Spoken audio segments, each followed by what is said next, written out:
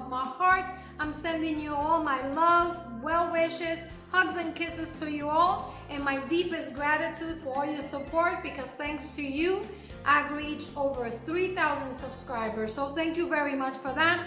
Today's recipe came to me as a request from my children. They've been craving one of my favorite foods, and it's not Puerto Rican. I'm gonna be making for you an easy step-by-step version of my recipe for how to make homemade pizza dough. That's right, we're making pizza at Evita, cooking at the rhythm of my heart. That happens to be one of my favorite food groups. Every now and then, I love to indulge, and who doesn't like pizza? Come on, the majority of us absolutely love a good slice of pizza. But because of the quarantine and the inability to go out or maybe order out, today my kids were really desperate for a good slice of pizza. I decided to make my own. Why not share it with you guys? And I'm gonna show you very quickly. I'm gonna take you through the easy step-by-step of how to make this amazing pizza dough. It comes out crispy and thin. Check it out. Absolutely beautiful. I don't want to touch it because we're not quite ready to make the dough yet. And this is one that I prepared yesterday. Most pizzerias make their dough ahead of time. Some of them make it a day or two, even more time. As I take you through the steps of how to make my pizza dough, I'll explain why we make the dough ahead of time. It is actually a secret that I picked up along the way, and it's worked for me each and every time. This is a process that actually makes sense. And without further ado, let's get started making this quick, easy, delicious, and addictive pizza dough. Start by blooming the yeast, and before I do that, since we need the water temperature to be between 105 and 110 degrees, I'm gonna check the temperature of our water. The water should be lukewarm. If your water is too hot, it will destroy your yeast, and that's why it's important that you keep the temperature between 105 and 110 degrees. And as you can see, it's at 106, which is perfect. Now we can go ahead and add our sugar and our yeast and mix it. Allow this to sit on the side for a few minutes, and depending on the internal temperature of your home, this process can take anywhere between 2 to 5 minutes, sometimes more. If it's really cold inside your house, it might take a little longer. So you just have to be a little patient. And I do this process with all my breads, and in this case we're making pizza. And the reason why I like to do it, it doesn't matter regardless of what kind of yeast I'm using, is because this just guarantees me that the yeast is active and alive, and we can go ahead and make our pizza. Set this aside, and in the meantime, we're gonna prep our dry ingredients. You guys have been asking me the type of yeast that I use, and I always use active dry yeast regardless of the type of bread I'm making, unless the recipe is very specific on the type of yeast that I'm using. That would be my choice. For the rest of the process, I'm going to be using my KitchenAid mixer. You can do this process by hand if you like, but if you have one of these, this is the perfect time to use it. And I'm going to begin by adding my flour, and this is bread flour. Adding that to the mixture. I told you this recipe is very quick and easy. The only factor here, and most important, and I always refer to it as the main ingredient, is time and patience. Other than that, we're good. I'm adding the salt. I'm using pink Himalayan. I'm also adding the rest of the sugar, and I'm gonna mix the sugar and the salt with the flour. And reason why I always like to do that is, just as sugar feeds our yeast, salt is its #1 enemy. So it has the opposite effect on our yeast than the sugar does. So I just want to incorporate it with our flour. And after a few seconds, we can go ahead and add our extra virgin olive oil. I'm using extra virgin olive oil. I love the taste of extra virgin olive oil in this pizza dough. You can use any oil you like, that's fine too. Allow it to mix for a few seconds while we wait for our yeast to bloom. Our yeast appears to be ready. It's bubbling. It's almost doubled in size, and now we can add it to our flour mixture. And I'm going to do that while the machine is going. So we started on low. We're going to add our yeast. Make sure you get all that good yeast in there. We need every little bit of it. And I'm going to incorporate it just slightly, just for a few seconds. On low, of course, unless you want to get flour all over your counter. And trust me, it'll take you longer to clean the mess than it would to make the pizza dough. After a few seconds, we can start adding the water slowly. Don't add all the water at once. I always tell you guys that depending on the internal temperature of your house and also outside of your house, you may or may not need to use all the water. So I'm gonna reserve about a quarter cup of the water before I add it to my mixer. And allow this to come together, and after it comes together, we should pretty much be able to see whether or not we need to add any more water. So you wanna be very patient with this process. I'm gonna slowly increase the speed of the mixer. You can help the mixture if you like by scraping the sides of the bowl. And this process takes very little time. Like I said, you can do this by hand if you like. It will take longer and it's gonna require some muscle power. In my case, I prefer using the machine. Since I have it, I can do this a lot quicker. It does require some muscle, so I prefer to do it this way. I'm gonna allow this to come together. Usually comes together on a medium speed in about a minute or so. I don't want to increase the speed because I don't want flour all over my counter. If you see that it's taking a little too long, you can always add a little drizzle of the water. Not too much. I always recommend that you do that about half a teaspoon at a time. But look at that, it's already beginning to come together, and that's what we're looking for. I don't think we need to add any more water. I'm gonna increase the speed. And at this point, I'm gonna set my timer for 10 minutes, and we're gonna knead this dough continuously for 10 minutes. Now, I'm not gonna show you the full 10-minute process just for the sake of the length of the video, but I will show you guys in between intervals of the time that has passed so you can see the different stages of the dough as we knead it. I hope you can see that, and I'm going to start the machine and allow it to knead on medium-high speed, which is between 6 and 8. And like I said, in between I'll show you what the process of the dough looks like.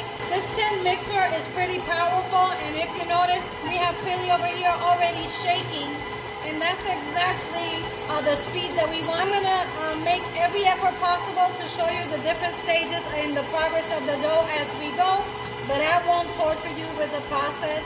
Just keep an eye on that timer, and we'll keep coming back to it.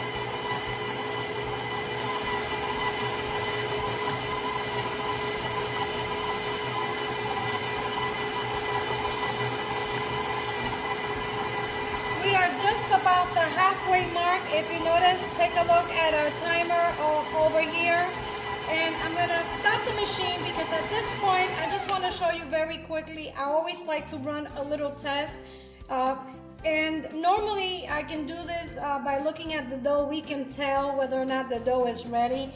And one way to do that is, number one, you notice the flour and the dough is still sticking to the bottom of our bowl, which is a clear sign that the dough is not ready. Another way to tell is if you try to, remove it or pull it away from the dough hook and it's still sticking, it should slide right off the dough hook. And obviously, another way is to pick up a little piece, and if you notice the dough is not ready, that means that we have to continue kneading it. Continue kneading the dough for the full 10 minutes, and after the 10 minutes is up, I'm going to show you what the dough looks like. At that point, we already know we don't need to add water to this dough, but at that point, we can decide whether or not we need to add a little bit of flour just so that it comes together.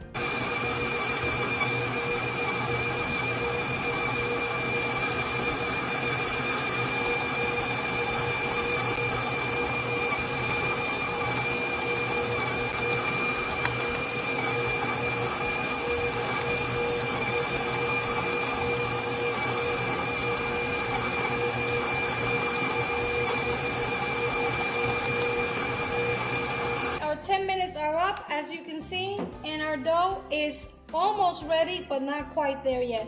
If you notice, the dough is sticking to the side of the bowl, and if our dough was ready and of the right consistency, all of these little particles or pieces of dough would come together into one big bowl. Another way to know whether or not your dough is ready is when it begins to wrap around the hook of our machine, so we know we're not quite ready yet. So what we're going to do, since we've already kneaded the dough for about 10 minutes, I can tell just by touching that it's still a little bit too tacky or sticky. You always want to keep a little bit of extra flour on the side, and this could be all-purpose, or you can use the bread flour as well. At this point, I like to add additional flour. Now, we don't want to overflour our dough because it will become too tough. And what I like to do is I like to add it half a teaspoon at a time while the machine is running. So we're going to start the machine on low because we're going to be adding some flour, and we're going to allow the dough to knead about a minute in between each addition. So we're going to continue adding about half a teaspoon of flour at a time until our dough comes together. And when that happens, I'm going to show you what that looks like.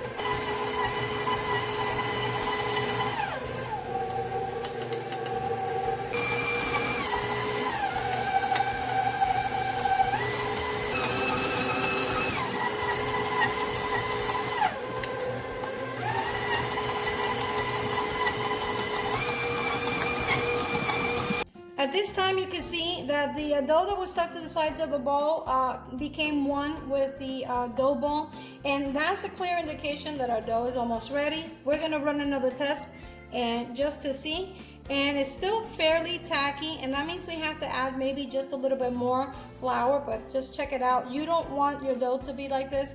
You want the dough to be soft, however, it shouldn't stick to your fingertips. So we know it's not ready, and it's also not pulling away from the dough hook easily, so we want to allow this to go a little longer, and I'm going to add another half a teaspoon of flour, and we're going to mix it and continue repeating this process until our dough begins to wrap around the dough hook.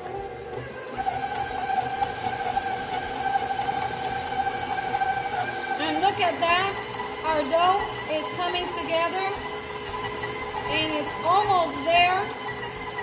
I believe it's only going to require maybe about another half teaspoon of flour and it will be done. So I'm going to go ahead and do that. Oops. Keep it going. And I think our dough is almost done. Okay, so our dough is finally ready. It came together nicely, and we know that it's so when we push it from or pull it away from the hook and it comes out easily. It's not sticking to my fingers.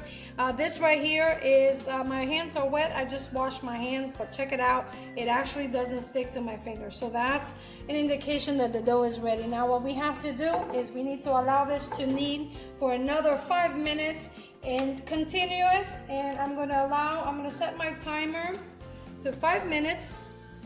And repeat basically the same process we did before of kneading the dough for a full 5 minutes.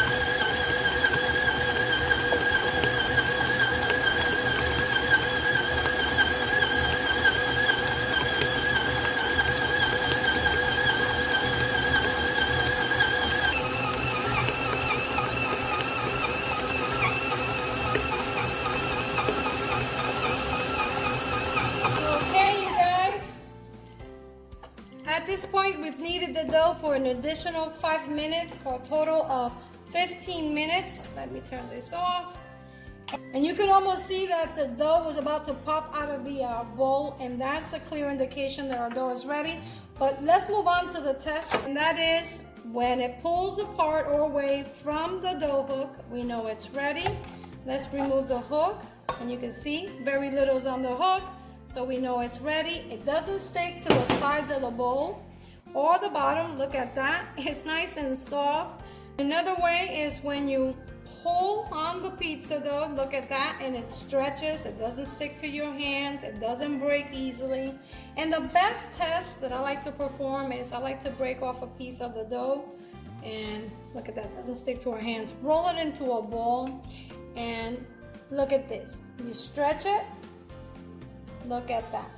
It pulls apart easily. You can almost see right through. I hope you can see that. Let me see if I can get a better angle. Look at that. And as you stretch it and you thin it out, you can almost see the light going right through that dough. And that, my friends, is the perfect pizza dough. Now that our dough is ready, let me move our equipment to the side. And we're gonna take our dough. Look at that. I'm gonna dust a little bit of flour to my workstation, and I love using these mats. They're very convenient. They're cake decorating mats, but I use it for just about anything. We don't want to use too much flour. Remember, we want to limit the amount of flour that we add to this dough. And we're going to turn it onto our workspace, and very gently and very quickly, just put it together. Turn it into a ball. And this happens very quickly because the machine does most of the work for us. Now, if you're doing this by hand, you have to keep in mind that this is a process that, you know, takes some time, especially when you're doing it by hand. And basically what we end up with is a dough ball that looks just like that. It is smooth.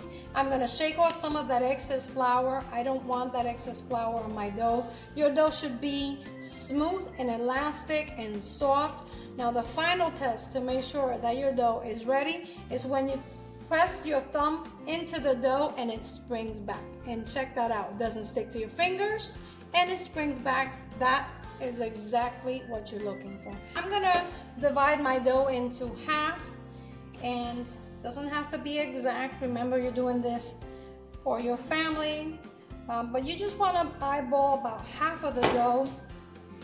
And to store your pizza dough, we're gonna need a bowl. If you have a bowl with a cover, that's perfect. And we're also gonna need some extra virgin olive oil, and we're gonna coat the bottom of our bowl and also the sides. You need about a tablespoon of olive oil per bowl. You can use cooking spray if you like. I really do like the taste and the flavor of extra virgin olive oil on my pizza. So I'm gonna stick to the olive oil. And what you wanna do is, with your hands, just coat it nicely. And what that's gonna do is gonna give our dough a little bath. And we're gonna take our dough, and with the side that we cut, you wanna just fold it inwards, just like that.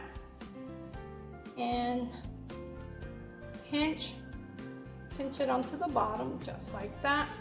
Take your bowl upside down and coat it nicely and generously, and that's gonna keep that tough skin from forming on the dough. Just make sure you give it a nice little bath. I'm gonna do the same with the other one. With the side that we cut, fold it in, shape it into a perfect little pizza dough ball. Pinch it,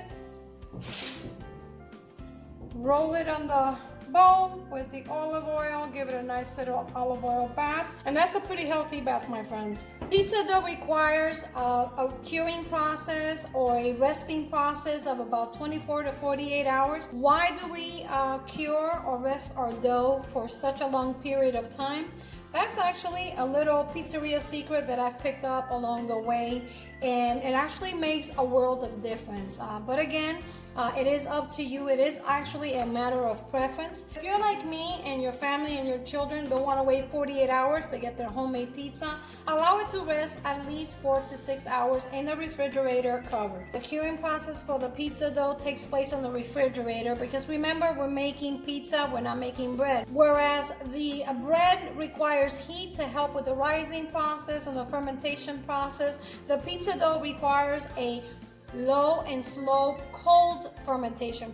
So when we come back, it will be 48 hours, and we're gonna turn this amazing, beautiful pizza dough into the most delicious New York style pizza. After 48 hours of resting my dough, like I said, I've been making pizza dough for several days, and during this quarantine, I gotta tell you, this pizza dough comes in handy. It's very versatile.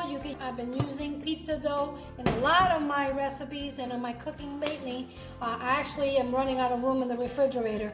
This is what the dough, look at that, looks like.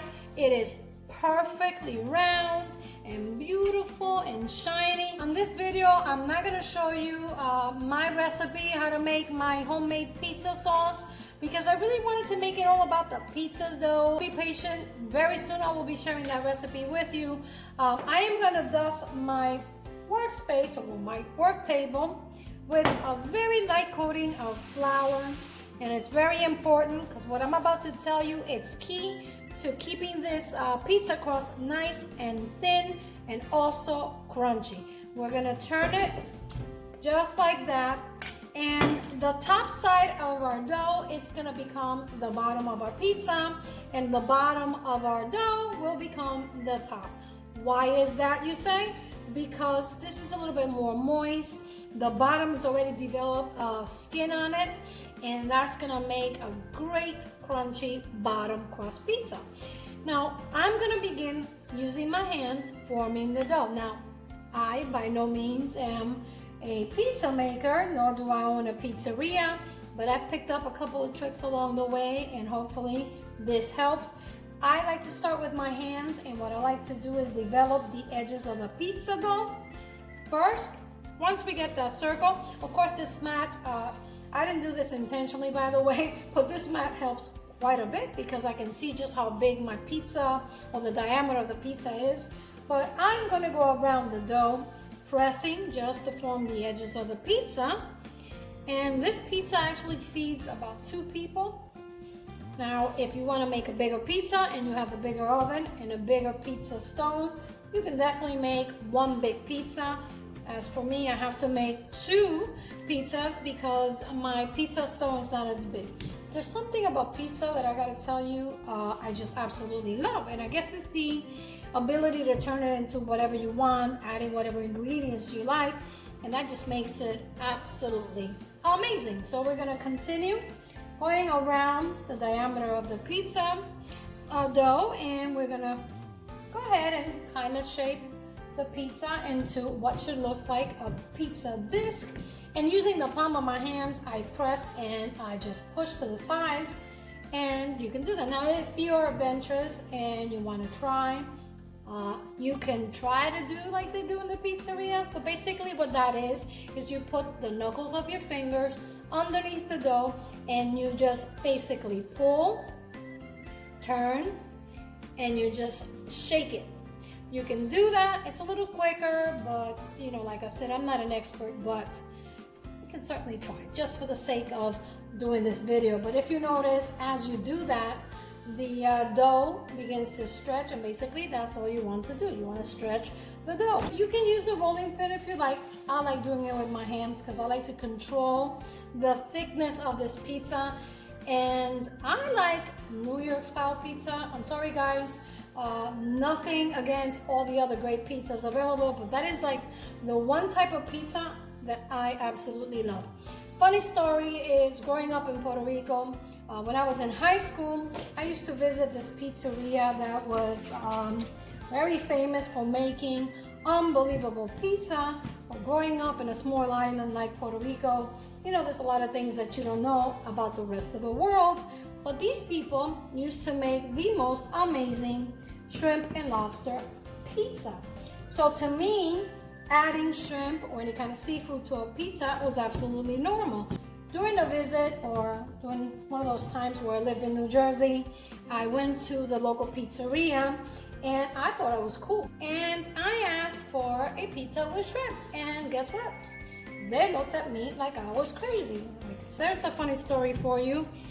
Still to this day, whenever I feel like treating myself, I would definitely make myself a nice seafood pizza, and I would add things like shrimp, lobster, actually whatever you want. Because to be honest with you guys, who made up these rules? You can actually put whatever you want in your pizza. My pizza dough, as you can see, is almost ready. I'm just gonna reshape it. In the meantime, because the kids are absolutely starving by now, I have my oven preheating.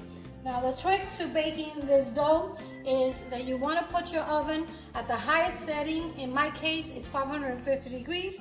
The higher it is, the crispier the bottom of your pizza is going to become. So I suggest that you do that, of course, if you're lucky and you have one of those stone pizzas, domes outside the house, you know, with the firewood, you know what I'm talking about.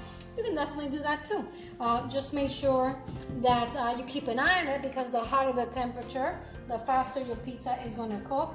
And obviously, you don't want to burn it. Now, I'm going to grab my sauce and my cheese and just finish up this pizza. One of the tricks that I picked up is that to be able to bring my pizza dough successfully, or my pizza to the oven and place it on my pizza stone, we need some cornmeal. And I'm using some coarse cornmeal. I keep this always on hand, especially when I make pizzas. And I want to put a really nice amount, spread it around.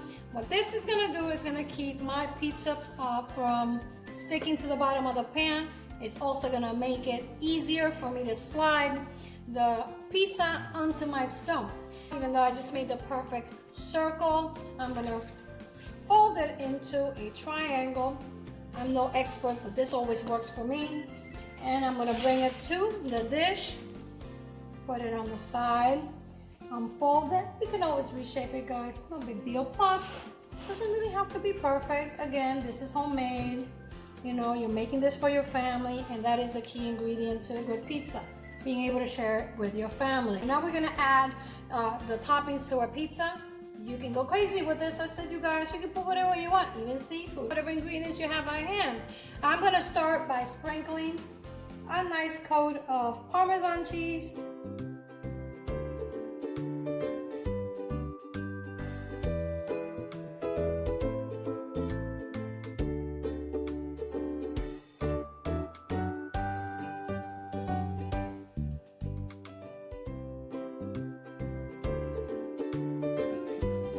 One last thing, you guys, and just to make sure that your pizza is gonna slide right onto your pizza stone when you transfer it to the oven, you wanna just jiggle it and make sure it's nice and loose. It's not sticking to the bottom of the plate.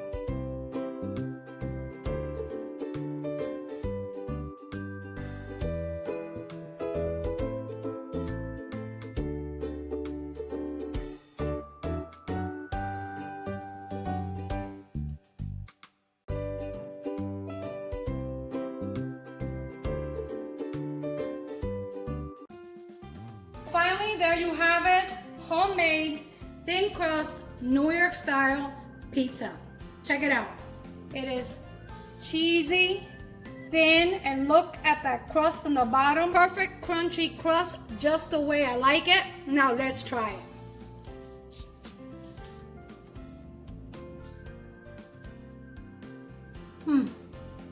It is crunchy, cheesy. The cheese is perfectly melted. The crust is nice and crusty and thin, just the way I like it. You have to try it. Well, you guys, as always, I'm Evita, cooking at the rhythm of my heart. Buen provecho y hasta la próxima.